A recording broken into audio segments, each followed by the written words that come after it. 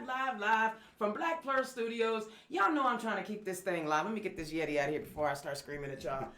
What's going on? Hey, yo, fabulous week. I was up down in French Lick, just got back this afternoon, and I was down there with the Association of Indiana Counties. Let me tell you something.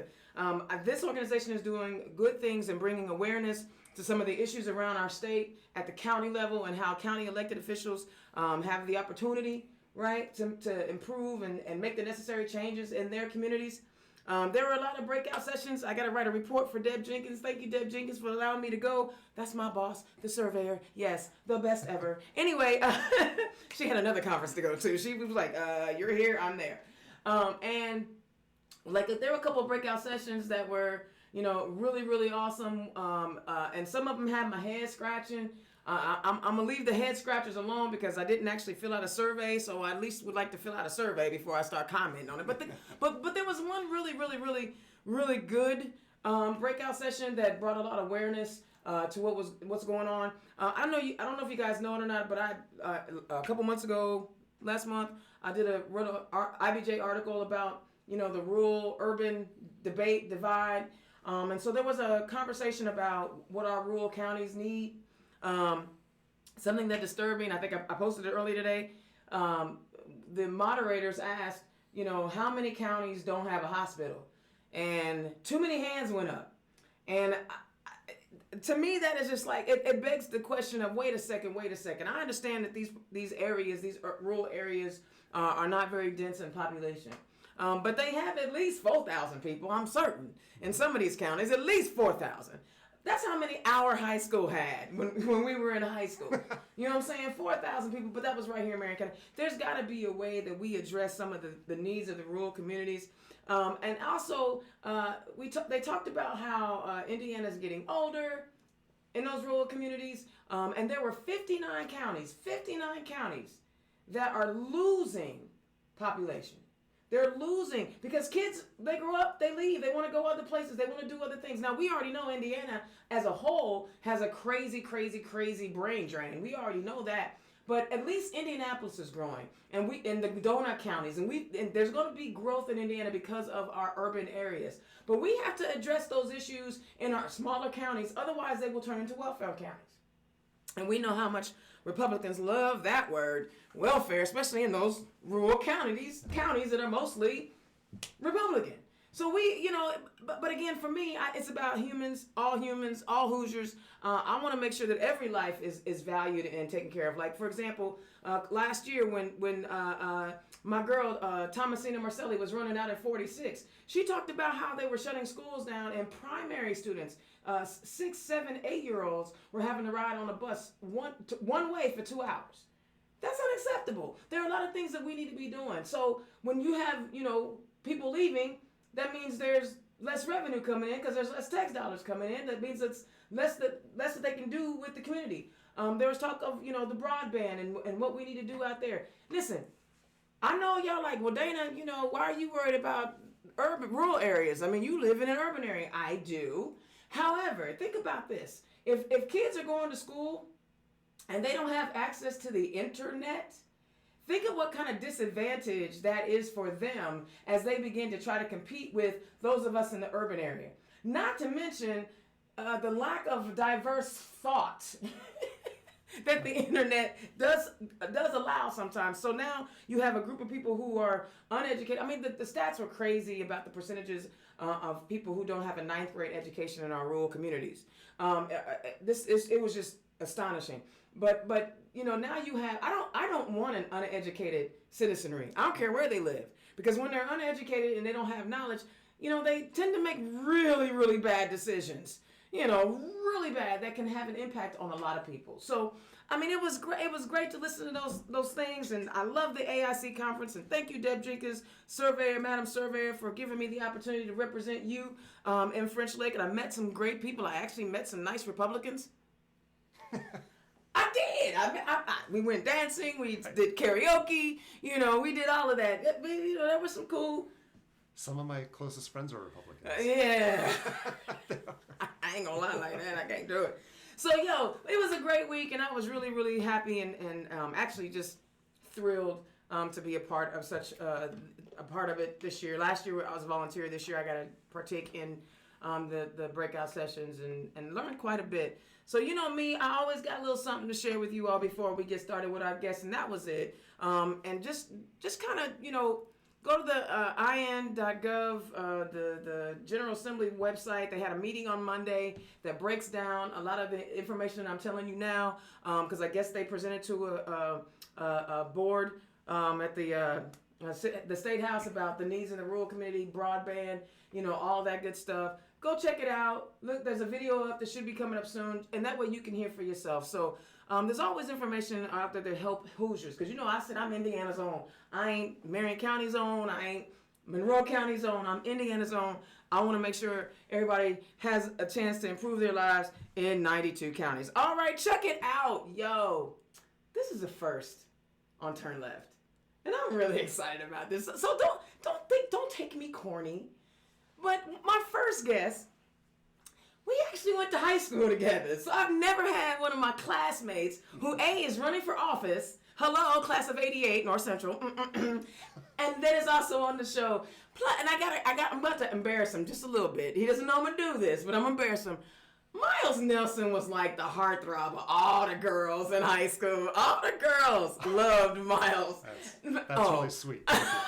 No. Nobody told me. So. Well, see, I was with the girls. That would have made high school a little more enjoyable. Oh my God, honey, the girls and you were like a rainbow coalition, honey. They didn't matter, all the girls. Thank you. When I'm telling you, they were crazy about Miles Nelson. Y'all give it up to my first guest, Miles Nelson, who is running in Carmel for the West District for Council. Welcome to Turn Left, Miles. Thank you very much, Dana. I appreciate the opportunity. Oh, my pleasure. And my second guest, one of the fieriest fellas you ever gonna meet in your life. I had a chance to meet him in 2016 when we were both running. He was running for state senate at the time. I was running against that other dude up in 88 who writes bad legislation. I'm just saying. And we had a chance to get to know each other and talk about our struggles and what it was like being candidates for the first time. But but he didn't go anywhere. He's still here. He didn't pack up his lunch and go home because he's a fighter. He's also the coach. Y'all give it up for Phil Webster, who is running in City County Council for Indianapolis out of District 35. Oh, 20.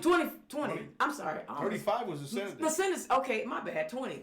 Yo, thank y'all so much to come and Turn Left. Now, you know, I was talking about, we were in the pseudo green room, which is actually my living room, talking about some of these issues in our rural counties. And Coach, you actually talked about some things that brought some light to Miles and I that we hadn't even thought about. Talk about, you know, some of the other ramifications about not having, you know, hospitals in those counties, the things that you were sharing with us. Just the idea that you have to, as you grow older, you're going to have a situation where more people are going to have to be transported to the hospital, which may not be there.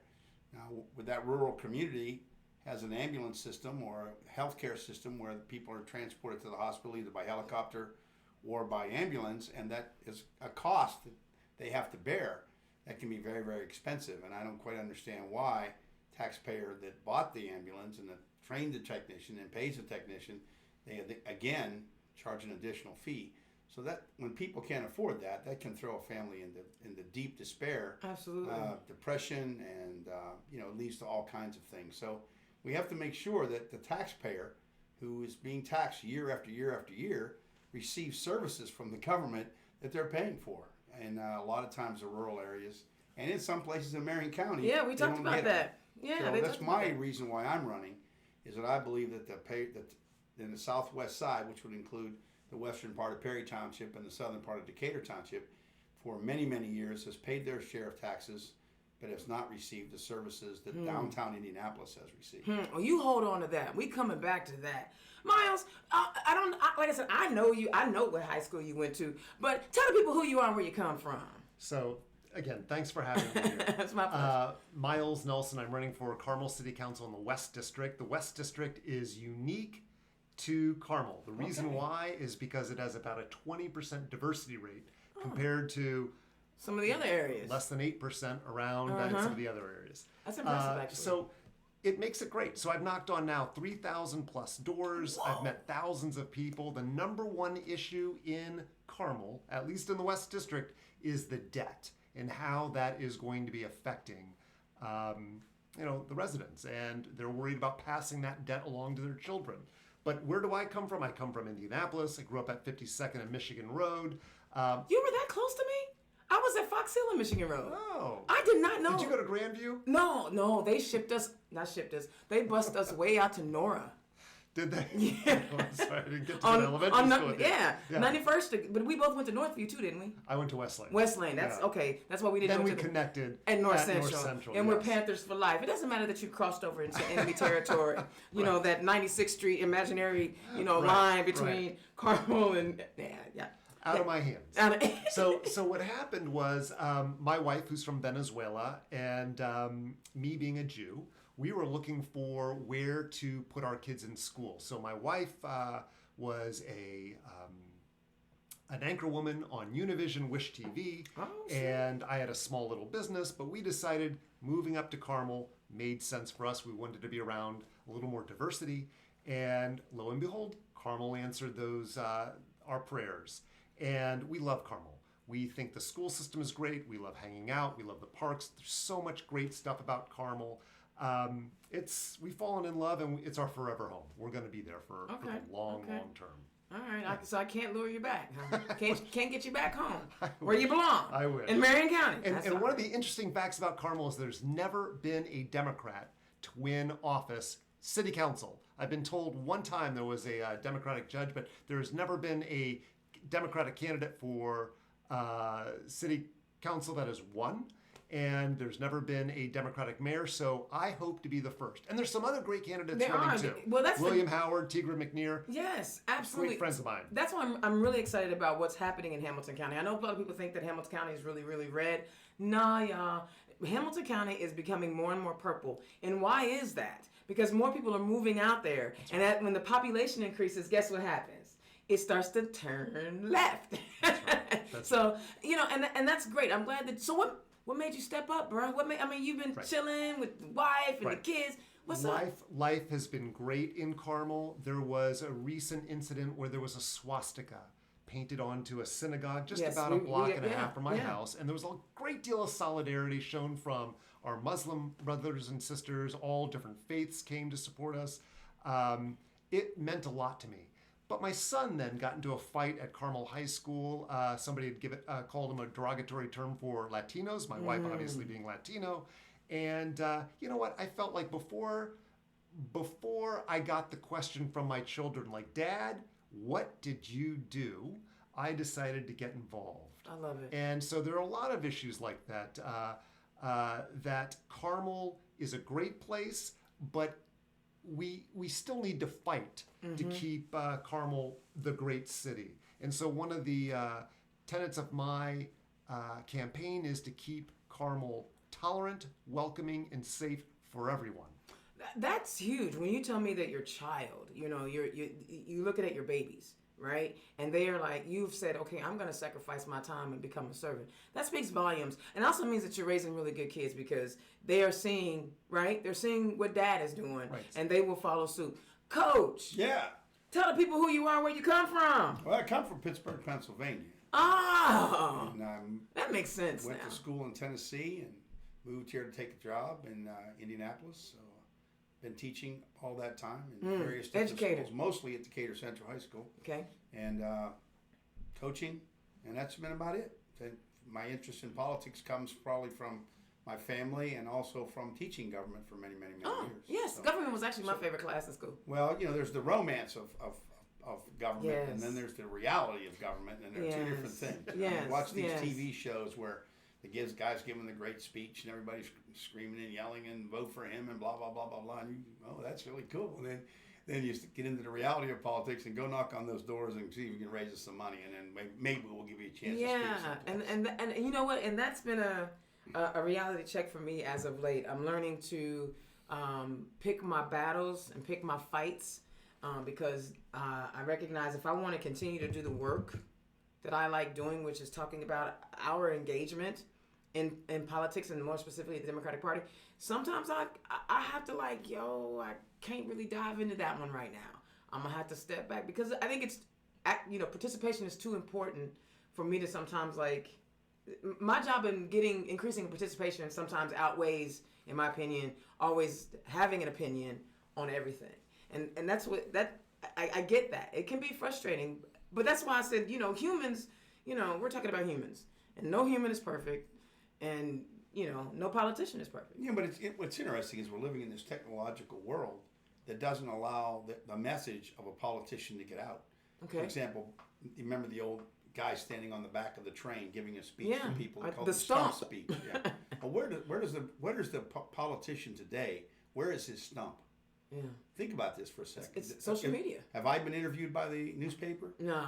Have Wish TV or any of the television stations come out and ask what? We're doing the people's business, but nobody cares. Right. We're more interested in Right. whether there was a car wreck at the corner of here. Or who shot Right. who, or... So how is it, again, you get the message to your people? Now think about that for just a second. Everybody think about it. Do you want to know? We take a big chunk of your paycheck every month. It's called property taxes. Or when you buy a drink, you pay a tax. You go to a concert, you pay a tax. Yeah. A large percentage of money is coming to us, and you don't care about us? You don't care what we think? Or what we're doing? Television, you need to be interviewing the people's people. Well, but they feel like if it don't bleed, it don't lead, and it's Well, like... that's a shame, because what we have are people now who are just, they're voting by their tribe, and it's a shame, because it's not about that. No, it's More than not. anything else, leadership matters. Yes. People are looking for leaders. Yes. They're looking for people who come up with ideas, new things, new innovations, things that are going to make their life better. The quality of their life will increase. Who is that guy? Well, if you can't get the word out, there's no debate. And that's what we try to do here, and that's what my role is as deputy chair for engagement, is to try to bring, first of all, fresh voices that we haven't heard from out of Carmel, because we all have our perception of Hamilton County. Like, there was a county commissioner up in Hamilton County at the AIC talking about how much money they needed. And I'm like, y'all ain't getting enough money from Marion County. All the commuters that go down to Indianapolis to work and then go back home, y'all ain't getting enough money. Yeah. So talk about what it means to be that fresh voice and be that new voice, especially in a community that traditionally has been, very Republican. Absolutely. So, again, going back to the West District, and it's kind of like the Austin, Texas of Carmel. Okay. In a way, keep it weird. Yeah. But it is, it is. Each district is kind of its own little bubble. And what I think the problem has been, we've got a $1.5 billion in debt in Carmel. Compare that to Fishers, a similar-sized city of 90,000 people. They only have, and I can't believe I'm saying only, but only $430 million in debt. That makes us as taxpayers vulnerable. Mm-hmm. My opponent isn't worried about that. I am, which, sustainability of your city is a different voice. But so I think having a fresh voice is important, because democracies work best when it's messy. Yeah. And we're supposed to come together with different voices, different opinions, representing different groups. We come together, we argue, but then we compromise. That little C word that we all learned when we were in kindergarten, right? I don't get everything I want, you don't get everything you want, but we work on the challenges, the problems, and we come to an agreement, and then we move on. Yeah. And for too long, there has been simply an echo chamber in city council. They're all Republicans. They all essentially agree to whatever the mayor proposes. And don't get me wrong, the mayor has been amazing. He has been amazing in his vision, but still, as representatives of the residents, the city council has a obligation to be a counterbalance. Yes. Not just sign off. Not just as I told a young lady who from White County, not just falling for the okie doke. Right. You're supposed to challenge that. That's what I mean. And when we talk about holding on to our council here in Marion County, which is, it's very slim. People don't realize how slim it is while they, fixating on, and don't get me wrong, I'm happy for Mayor Pete for doing what he's doing and running for president, but that race isn't until 2020. And if we're not paying attention to what's happening in Indianapolis on our city county council, we could lose that. Talk about, how important it was for you to make sure that we could take care of that seat that you're in, or at least flip it. Because it needs to be flipped, right? It needs to be flipped. It needs to be flipped. The question in Marion County, the biggest question in Marion County right now is to understand that this council that's going to be elected in November is going to be the council that's going to decide what these districts are going to look like for the next 10 years. Did y'all hear that? That's big. And Did y'all hear that? That means the city county council is going to, who we elect is going to be responsible for redistricting in Indianapolis.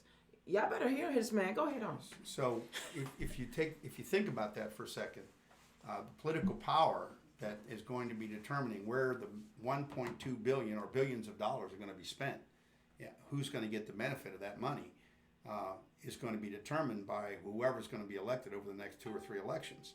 So I think when you take a look at Marion County, we got to go back to 1969 when we came up with this concept of Unigov. Right. So where in Carmel, you determine your own destiny. Decatur Township and the western part of Perry Township, much of their destiny is determined by 24 other people and a mayor. So if that money goes into that big thing you call a budget, and I'm looking at the red line, for example, which is a beautiful concept, but it doesn't come anywhere clear near us. Okay. When we talk about parks and green space, when we talk about environmental laws and whether or not this ground well, this coal ash pond is going to be lined, and whether or not it's going to get into the groundwater. No more of those, please. Those are environmental issues that affect us, but may not affect and the I other hate that they call 23 it a other pond. guys. Yeah. I hate they call it a pond. I call them coal ash pits. Because a pond makes you think that Miss Piggy and Kermit the Frog are hanging out on a lily pad. Call it a pit, because that's what it is. It's a toxic. Indiana has more coal ash pits than any other state. And the fact that you're telling me that Decatur Township is considering one of those. So, and what's scary, here's the thing that I don't get, Coach. You know, that district has been managed by a Republican for a very long time. Long time. Not just him, but the person before him. Before him, too. That's been a Republican-held seat. But the quality of life in that district is suspect, and the amount of economic development, right, can be considered suspect. Mm-hmm. What are you saying to the constituents when you're knocking on doors to get them to see, yo, what you've been doing isn't what you should be doing? It's not so much me telling them. Okay. It's them telling me. All right. And whether, when you talk about this road, looks like the Ho Chi Minh Trail, and nothing's been done to it. When you take a look at where they wanted to put the dump 10 years ago, how well they're taking care of Southwest Way Park, how we're not getting transportation needs met, how our schools are asking for referendums. We would be better off sometimes, if you think about it, of being our own little town where we determined where our tax money was spent than putting it into this great big pot that everybody now has to compete for. And if you're Republican and you have a super majority and they're not paying any attention, they don't have to pay any attention to that community. Right. They just say, it's kind of like the commercial where way back in those, I can't exactly remember, it happened. When the guy didn't want to eat, you would say, well, Mikey will eat it. Yeah. The life commercial. Yes. So I think it's kind of like Southwest Side. You can take it. Yeah, and I remember, I know that Jared Evans is out that way too, and Carly Macer, who's House Rep, she's west, but I don't know if she's that far south, but and Kristen Jones is also out there. And what I found is that you guys on that southwest side of town have a passion for doing things the right way for that area that has been neglected. And I applaud you guys, because you guys have been putting in the work. You know, I'll be honest, Carmel and this, you used to live here, so it's not like you don't know, right? That is a struggle, and this is not. It's supposed to be urban, right? It's supposed to be. We talked about opportunity zones a little while ago. Yeah. And it seems like there are areas like you talked about where the money's not going. That those are great opportunities. Before we get there, I know that Carmel has opportunity zones too, right? Are there any in your West District?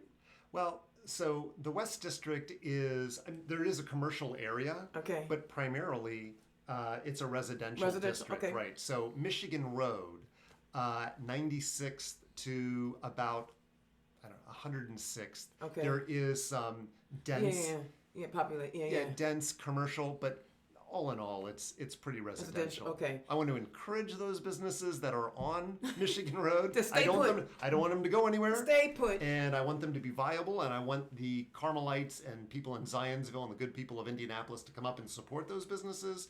But the focus really is based on the doors that I've hit, the people I've talked to, it really is a lack of transparency, and the number one issue, hands down, is debt.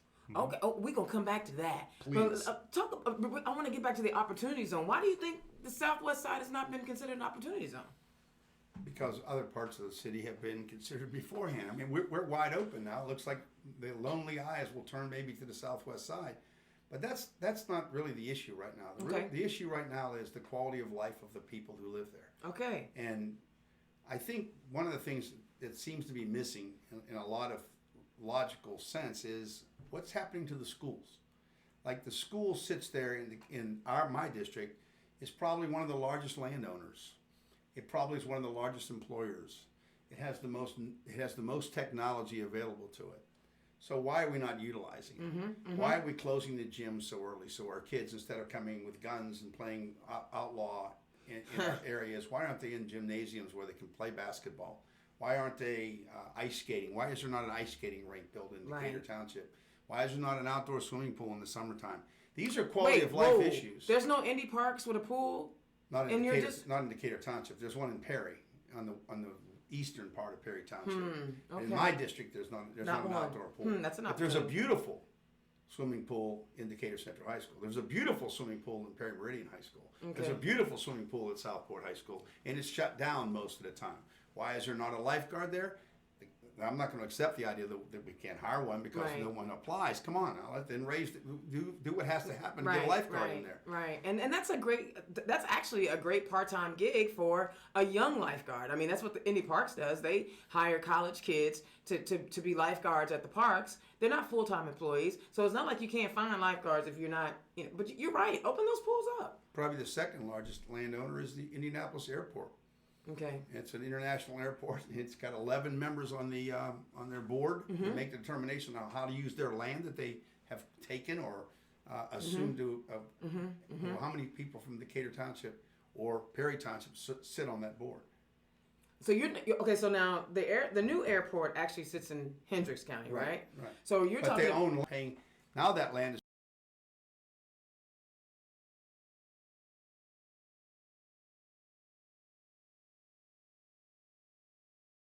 Not generating any income to the schools. So now the schools, because of abatement, which is I think a great debate, what we could talk about the importance of abatements, whether we should or should not grant them. But because of that, the abatements, that money the property tax doesn't go to the schools. So now the school is lacking money that comes in from used to come in from houses, but the airport doesn't pay for them now because they don't pay the taxes. And now we're abating taxes on these developments, whether it be a warehouse or whether it be whatever. An industrial park, and so now the schools have to go out and ask the people for more money to compensate for the money they lost because of the lack of tax revenue coming in. Right. So it's a catch-22. But that land could be utilized. It could be baseball fields, softball fields. It could be hiking trails. Kickball field. It could be. There's horse trails. Right. Yeah, it's a lot of green space that we could do something with. Absolutely. And good question is how many people live in whatever district it is? How far do you have to walk to get to green space? Right. And that's huge. That's real huge. Yeah. So those are the issues that concern me. That we're paying our money, and we've paid our money, and we've paid our money, and we've paid our money. And where's our Monon Trail? Where are the things that other people brag about, we don't have? I was driving by the other day, if I could show you the picture, where our people wait for the bus. The bench is on an angle like this with trash all around it. And it's right next to a 4-lane highway where the fast cars and trucks are driving by. Wow, I know, John. Had a chance to kind of get to understand the Decatur area when my guy John Easter was out there doing his thing, and that is a real struggle, and it does bother me that we don't value the life of everybody in this city or in a city. We pick and choose, who deserves what, but everybody's putting into the pot. You talked about, and this actually leads into what you mentioned a minute ago. You talked about transparency. That's right. What kind of issues that you see is happening in Carmel right now, and why did you specifically say transparency? Is that one of those things that you want to deal with? Because oftentimes decisions are made and the voters, the residents of Carmel, have no idea what decision was made until there's a big hole in the ground. A perfect example is the Hotel Carmichael. So we as Carmel residents, as taxpayers, we now are the proud owners of a boutique 5-star hotel that is currently being built. Well, it is Carmel. Carmel, you know. Why? Right? Why? I'm always gonna be a Panther, so you know I'm always get those great. Right. So the idea now behind it is to attract the corporate headquarters. We needed to have a 5-star boutique hotel that their customers and their remote employees could come and stay in. Here's the problem, though, that originally it was going to cost about $18 million. Now it's up to $40 million. Dang. And when I That's said some creep. and when I said the taxpayers of Carmel are the Expensive proud owners, is because we don't have an investor like a major hotel owner and developer who is partners with us. Oh, so We like as there's no tax- Marriott, there's no Holiday there's Inn. no Hilton. We are the owners. So I hope, as I said before, I hope it's successful. I hope it does really well. I will fight like hell to make sure those rooms are filled. And then when it's successful, I say we sell it. Baby. That's not what the city. Honestly, the city running a hotel business, that is ambitious. Because how do you manage, potholes and other like infrastructure needs and say, oh, by the way, we're gonna be the proud. And we do have infrastructure needs. Of course. We're going to have to invest in a major sewer up enhancement. Where does the money come from? Well, that's why we have $1.5 billion in debt. And so did the constituents of Carmel know that they were owning this hotel, or were they led to believe that something else, or they didn't get any information?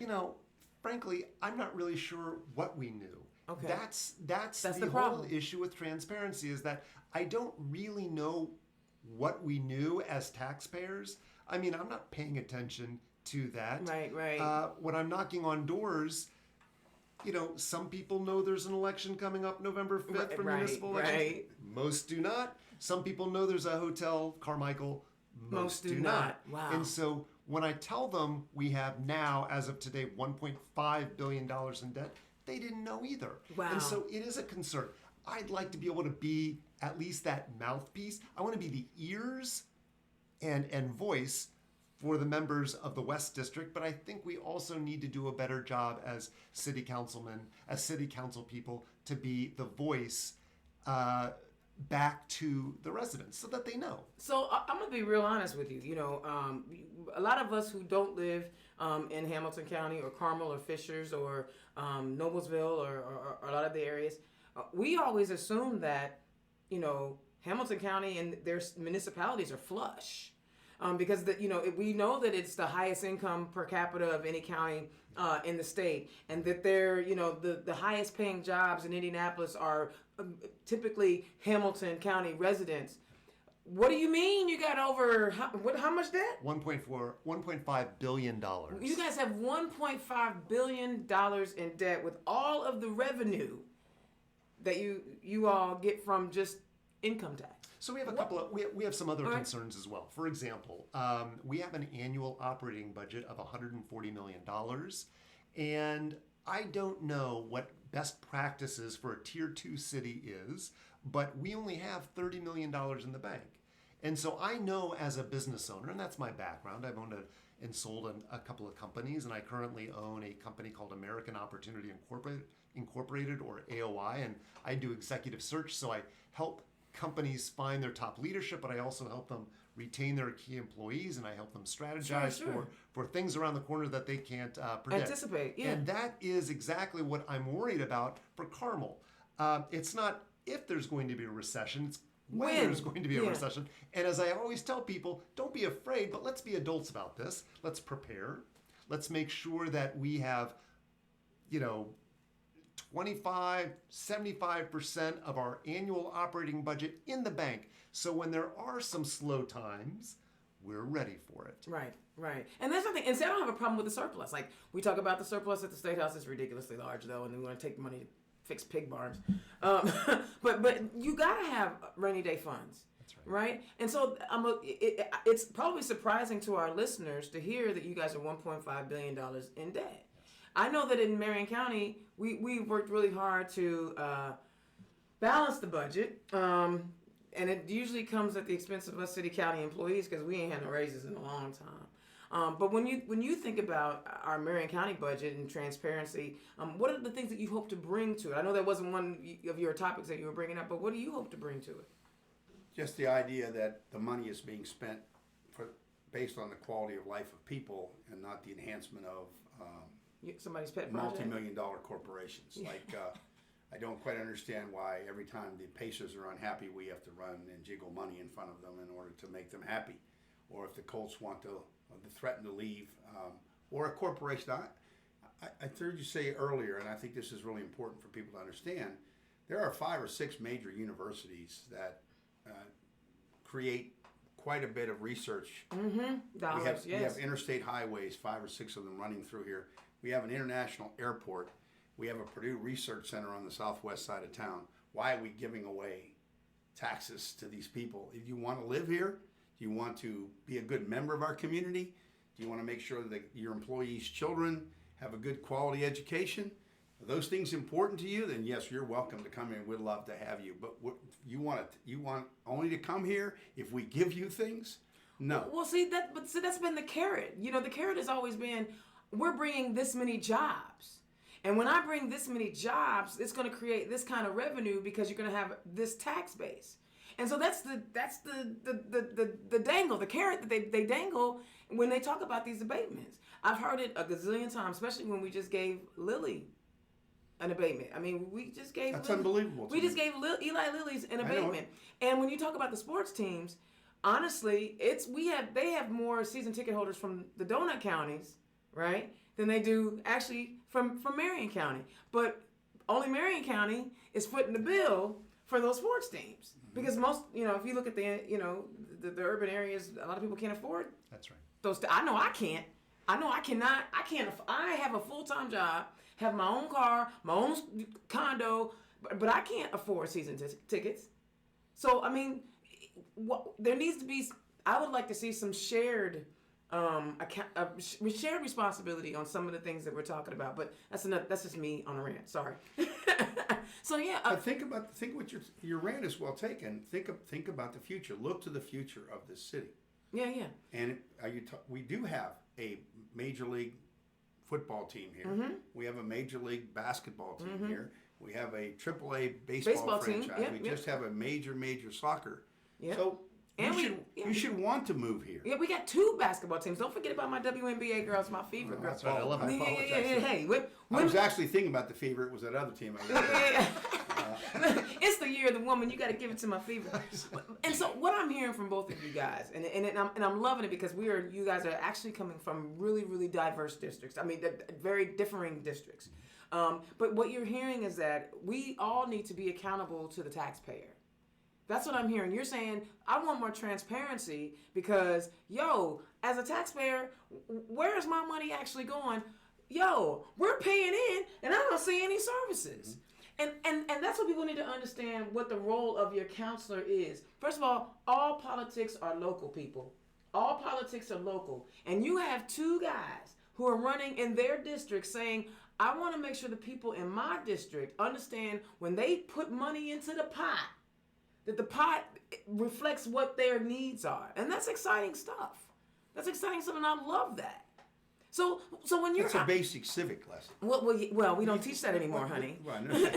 But when you think about this, we are going to an interview, and that interview is with the people of our district. Yeah. And we're saying, look, I want to apply for a job that's going to be your representative, speak for you, speak on your behalf, speak for your interests, and make sure. Now, we may not be able to get results for you, but you can count on us that we're going to be standing there shouting. Having the conversation. We're going to be shouting for the people. And we're going to, if things don't work out, I'm going to come back and tell you why it didn't work out. I'm not going to tell you something that you may want to hear. I'm going to tell you exactly why.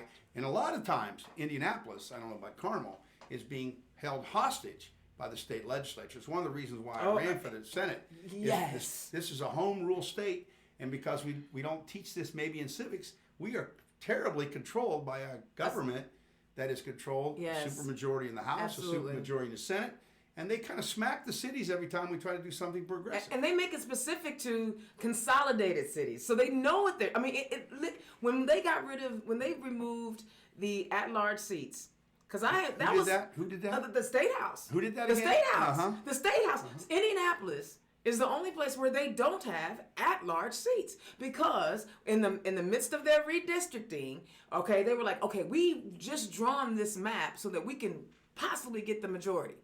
But the problem we have is that we lose the at-large seats. Let's get rid of them. Mm-hmm. Whoa! Why is Indianapolis being discriminated against? I said it. Why are we being discriminated against? We are being treated so differently. Indianapolis is being treated so differently. And they write the language because they say, you must be a consolidated city. Or the consolidated city, this happens we're the only consolidated city. So we are trampled on because we are the largest population. We have the largest income base, or tax base. We're also the money train for the state of Indiana. I was on my way there.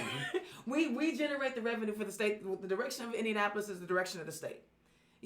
And on top of that, to control that, that's why I wasn't all. I'll be honest, I wasn't super fired up about the mayor's race, but I was going to always support the mayor, and we need the mayor, and blah blah blah blah. But I got fired up when Jim Merritt decided he wanted to throw his hat into the ring. And especially when for the last 30 years, sitting in the Senate, Jim Merritt has been a part of those votes that have hurt and discriminated against Marion County. But now he wants to run it. Joe Hogsett has done a terrific job. Okay. If you don't recognize that driving around the city, if you don't see the vibrancy of this city, and under his leadership, he needs 4 more years. And now's the time. You're going to have to make the decision. You're going to have to get up off your seat. You're going to have to go into that voting booth, and you're going to have to vote. Turnout. It's going to be all about turnout. Democrats, you have to get out. Turn out. Because you have to get out. Again, if you did not learn from 2016, there is no such thing as lesser two evils. There's people that knows what they're doing and people that don't know what they're doing. There's people that have the interest of the people at heart, and there's people that don't. And if you stay home and you don't show up, then the person that you wanted is not going to get in. They're not going to get in. And then we saw, and people are like, well, how bad could it be? I'm sorry. 45 has been a disaster. On the international level, domestically, he has been an amazing disaster. If you don't show up and turn out, that can happen to your communities. That can happen in the West District. It can happen in Indianapolis and in District 20. You've got to show up. When the turnout is high, Democrats win. Your vote is your voice. In Carmel, for example, municipal elections, it's only an 8.5% turnout. Wow. A few votes can make a difference. Can make a huge difference. Bring your friends to vote. Make sure that they vote. If they're sitting on the couch, make sure they can get up. I don't know what the voter turnout, historical turnout is here, but it is extraordinarily low. It's been low. It's been low. And here's the thing. I hear a lot of people chitter-chattering about, the 1%, and they're controlling everything. But if you're telling me only 8% of the people are going to the polls, and you're allowing that only 8% of your community to dictate who your leadership is, that's unacceptable. That's right. Even Mayor Joel talks about, he tells the joke when he's out there about what that voter turnout was like, because it was the lowest it had ever been.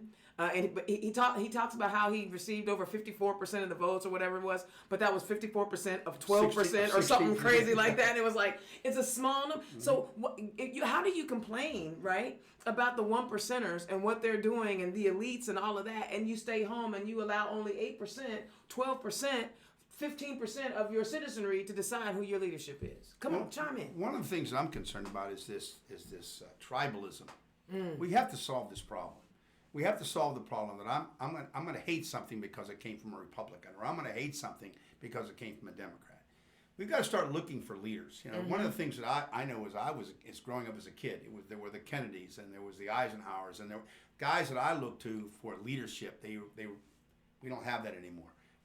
We need people that are going to be coming up with new ideas, new innovations, and listening to people, seeing what their problems are. For example, in my area, mental health. Where do the people of my area go for walking distance, or at least be able to get to a mental health clinic? Right. Well, but, Transportation is horrible in terms of like, that's where I think the schools have to come in. I want to go back to that school thing.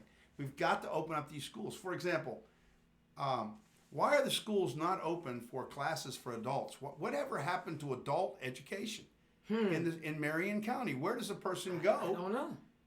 Well, I really don't know. Those are quality of life issues that I think we have to continue to pound, because if the issues are always about economic development, more convention centers, more hotels, more this, each time that lesson of what's going on in the local community, where are our sidewalks, why does a third of a township have septic systems and wells? My God, what's a city and we have to have wells to get water?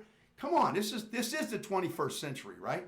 So let's talk about those issues instead of the huge number of economic development. So I'm going to push back just a little bit on you, Coach, and I would never pretend like I know any more about government or history than you do. I would never. But I have to push back and say, well, I think it's cool that Eisenhower and the Kennedys were all able to work together, but it was still a bunch of white dudes. And when you start to infiltrate, when women said, hey, I want to be a part of this. And when you had people of color saying, and black people saying, hey, I want to be a part of this. You still had those people going, if you become equal, that means you're taking away from me. And so they start holding on to what they believe is power, what is perceived power. So I agree with you that we need real leaders, because it drives me nuts when I look at what's happening, especially in the state house. Not so much in our council. We haven't seen it much in our city county council. But in the state house, because of that supermajority, Democrat bills aren't even heard. Now, mind you, you have a supermajority. You can vote them up or down, but at least hear them. Mm-hmm. And if the Speaker of the House and the Senate leader isn't actually putting those bills on the floor, then that means, listen, we are not a 70-30 state. We're not a 40-10 state. We are probably more 45-55, right? That means almost half of the constituents are not being heard, and their views are not being heard. So, I mean, I got to push back a little bit, because it was a different... I was only using that as an example. Martin Luther King Jr. or Frederick Douglass, all of those people were leaders. They came up with ideas, okay? The ideas didn't come from down under. They came from the... I love the slogan that I like to listen to is, whatever happens to a thought, if it never leaves the mind of a thinker. Come on. And that's what's happening a lot. We have legislators who are just standing there listening to what the caucus tells them to do. Yeah. Now, you have to vote the way the caucus does, or we'll sit you in the back of the chamber. Right. And so somebody's got to break out of that. I don't mind sitting in the back. That means I can be rowdy in the back. But that's true. It's true. I mean, you've got to stand up sometimes and go against your own party. And I agree with you. And that's what drives me crazy right now. And I keep asking women, and no offense to y'all, because y'all are upstanding men and are doing amazing things. But, as women, as only 23% of the population, or the elected officials, women know how to break up a fight between an 8-year-old and a 10-year-old. They do it all the time. So the fact that we have more women elected to office means those conversations are going to change. We're going to get more adults in the room. Now, I cannot agree with you more on where are the real leaders. Where are the people who understand that it is more important to take care of your constituents than anything else? It's more important than political appointments. It's more important than putting the wrong person in the wrong role because of a homeboy situation or whatever. If you're not looking out for the citizenry, then please get out of the way. Absolutely. A good example of that, and this is recently on my Facebook, has been, I posed the question about medical marijuana in the state of Indiana. Mm-hmm. I think we should take a little time to talk about that. Sure. Because the whole idea of Indianapolis spending 64% of its budget, or I'm assuming that to be a fairly accurate, on law enforcement. Now, when you have a law, a good law has to be a law that people makes sense to them, and they're willing to obey that law. Mm-hmm. When you have so many people in need, and with so much research on how good medical marijuana can do to a person who's having seizures, or to a person who can't sleep at night, or these kinds of maladies that people are suffering from, and you won't even have a hearing on it, you won't let the experts come in. We've got to understand that people have needs, and we have to start looking out for those needs. Quality of life, it's got to be something that we focus our attention on. When I was at the AIC, there was a breakout session that talked about legalizing marijuana. And you would be incredibly surprised at how many people think, again, that reefer madness is what marijuana is all about, and the people that partake. And literally, people were in their own little, I have my kingdom of one, and I'm going to interject my kingdom of one onto what you should do. Now, again, as an African-American cross-dressing lesbian, I'm about sick of people telling me how I'm supposed to be. You know what I'm saying? Yes. I'm really kind of sick. I'm not even a part. That's not my thing. If that's your thing, do your thing. I'm sick of people saying who I can marry, who I can love, how I should look, what I should wear. You know what I'm saying? You do what you do in your little kingdom, and leave me and my queendom alone. Miles, talk about it, man. Jump on in here. You know, you got some. So I want to make sure that I stay on the issues. Of Carmel, yeah. On Carmel. Yeah. It is an uphill battle for me. Right. Absolutely. In all Stay fairness. there. And Stay so, the Republicans don't need any reason to vote against me. Okay. And I certainly don't want to fire up that base and Sure. get them to the polls. When I go around and knock on those doors, there are real concerns. Okay. If it is talking to members of the Muslim community, and they are upset because some of these sitting council people came out against the mosque that is Which going is to go crazy. in, right? At 141st and Shelbourne. Which I'm glad it's going in, because anything outside of, I thought freedom of religion meant freedom of all religions. Well, absolutely. And And I certainly don't want called anybody telling me, and I can't imagine any other buddy who has A faith. a faith would want to be told by anybody else how they should be praying. I want to be supportive of them. I want to be Yes. welcoming of them. What makes that West District so interesting is, in addition to the mosque and into the synagogue that I had mentioned earlier, we have a Coptic Christian. Coptic means Egyptian. I found that out meeting Okay. with Do the your leadership research, there. bro. Do your research. Greek Orthodox Church. We have a sizable Hindu community. We have a Muslim community that is not just Arabic, but also Pakistani. It is a diverse place, and it makes it a wonderful place to live. Knocking on doors in certain sections of this district smells delicious. I bet. 6, 7 I o'clock. bet. And then I get to come home, and my wife and I are essentially wrestling with the food that we're doing. It smells nothing like that. Now, see, I didn't realize how diverse, that area was. I have a friend, Rima Shahid, who lives up in Carmel. That's just my girl. And one day I will tell you, Rima, everybody's best friend is Rima. Thank because you. I had her send me a picture on my phone, to my phone, so that I could see her holding my sign in her yard, because she said it was going to go in her yard, and I wanted. Oh, she lives in your district? Yes. Yes. Oh, Rima Shahid is the truth. I am flat crazy about her, and I annoy her every time I talk to her about when I get to see her name on the ballot. I agree. You know, I agree. she is so about community. In fact, she kind of made me go learn a little bit more about the Muslim faith because of how passionate she is about her faith.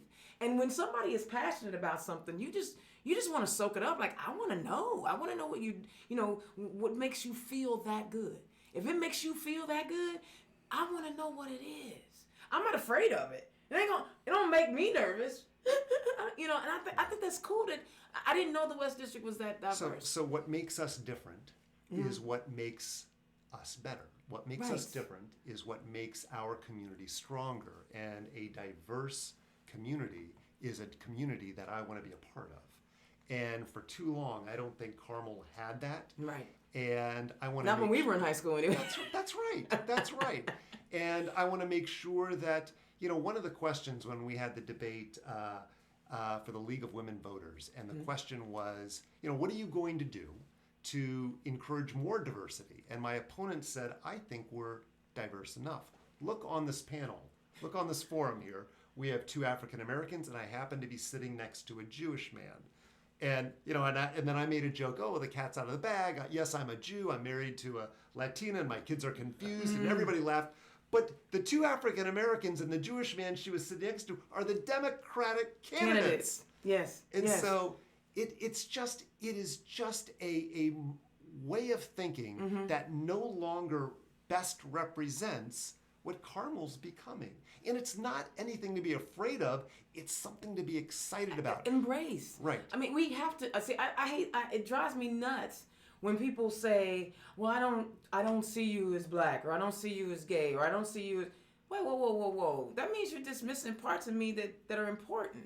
And to say that we're all this, I don't see you for who you are, and we want to put a negative connotation to it, that identity politics. That's the word they want to use. Means that you're stripping the different parts of me and my different lived experiences because of who I am away from me, because I'm not. You want to make me the default.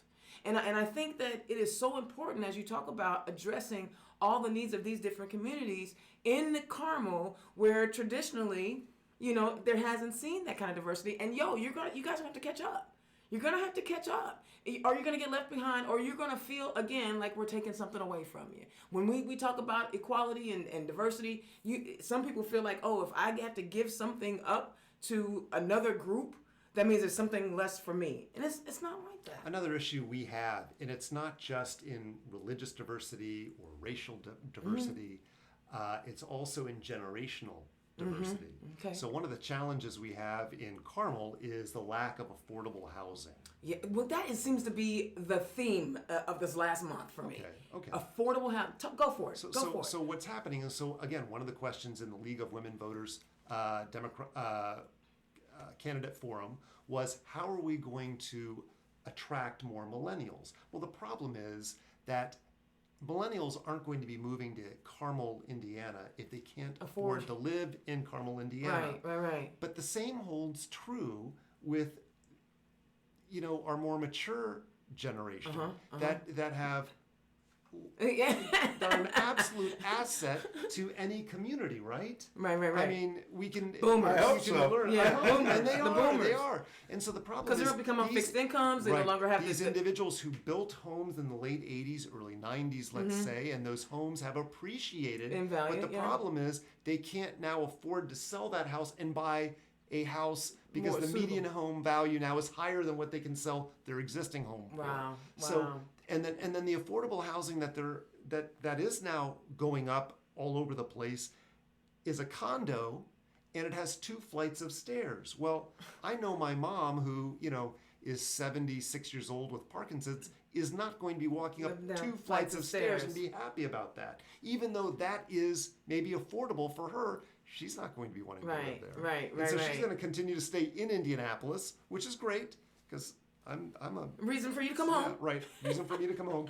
But if we're really going to be serious about ensuring that we have generational diversity too, then we really have to tackle the problem. And it's not going to be easy of affordable housing. Wow, that's heavy. I mean, again, you're enlightening us on things, because again, down here in Marion County, we look at Carmel and go, oh, they have everything they want and need. No, y'all have real struggles and real issues like everybody else. And I mean, I'm being facetious. I mean, everybody knows that every community, every district, every county has their thing. And I appreciate you taking the time and the opportunity to dig down into those issues and not just be about, well, we're doing fine. We want to lower our property taxes, but you're looking at real issues. And I didn't come here and say I'm passionate about helping people who don't need any help. Right. I mean, I'm running because I really see some challenges and I want them to be addressed. Absolutely. I love that. All right. So we're getting close to the end of the show. And I know it went by fast because, when good Democrats come together, it always goes fast. Tell the people where they can find you, because I want them to donate to your campaign. I want them to volunteer for you to knock doors. And I want, more than anything else, I want them to vote for you. How can they find you? Sure. The best place to go is milesforcarmel.com, or find me on Facebook at Miles Nelson for Carmel.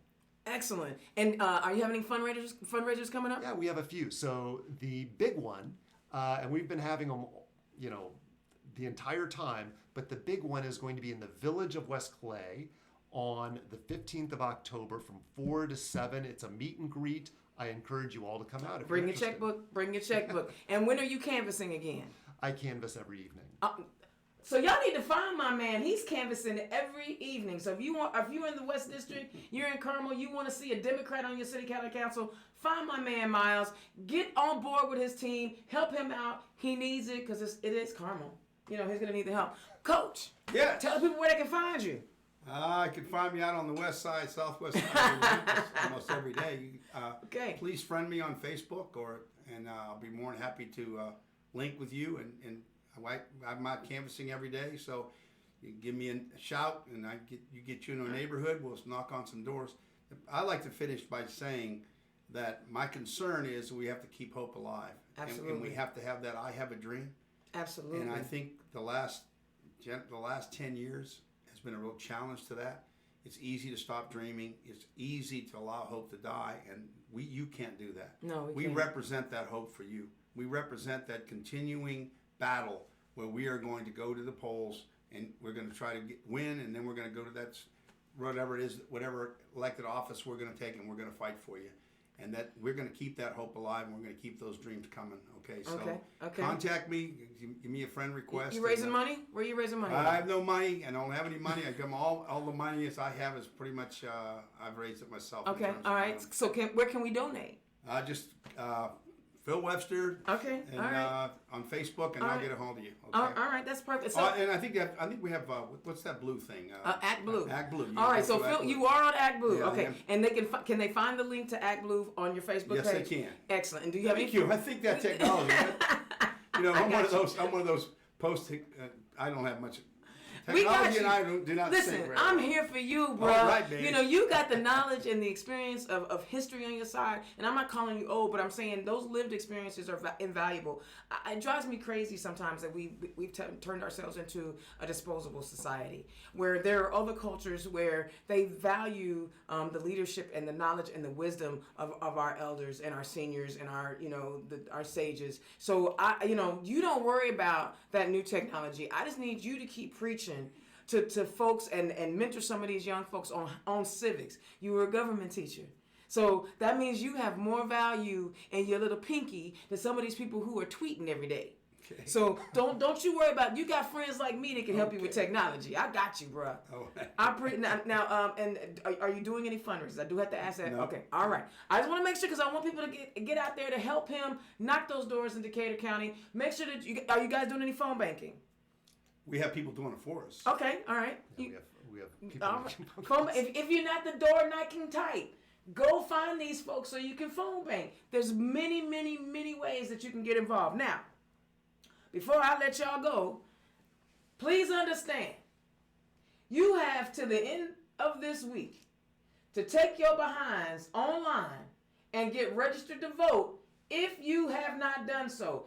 Go online and check and make sure your registration is still valid, because we know Connie Lawson and the boys at the State House will purge you. They've done it. They will purge you. Do not play. Do not assume that you already have your registration. Don't pretend like you know. Just go check, and I'll put a link up to where you can go, and it's wait a minute. My girl, Lakeisha Jackson, had it on her thing, and now it's not this. Yes, it is. All right, you can go to www.indianavoters.com to verify whether or not you are registered to vote. Don't play. Don't sit around and pretend like you know. This election in 2019 is way more important than the future election in 2020 if we don't pay attention to 2019. It'll have lasting consequences for the entire state. There are races in 92 counties. So get involved, do your thing, and then early voting starts on the 8th? No, am I too soon? The 19th, I thought. No, it's before then. That's before then, because voter registration ends on the 7th, so I think the 8th is early voting. Yeah. So, don't play. Get involved. And then the next time you see me, I'll be talking about go to the polls. So I appreciate everybody that tunes in. Thank you, Miles, my classmate, class of '88. This was exciting. Me too. I mean, really to have a classmate on. I mean, Coach. I'm sending you to the office, both. Oh, we didn't even do anything. Indiana's on there. I'm like, thank you, Coach, for coming up, driving up to visit and chat with us. We've been rescheduling, and again, I apologize to you. No problem. Phil was supposed to be on the day that one of us had to go to the ER. I don't know which one of us it was. So thank you for being accommodating. I appreciate that. Y'all, thank y'all so much for tuning in to Turn Left. We will catch y'all next week. We have an amazing lineup because, again, this is way too important.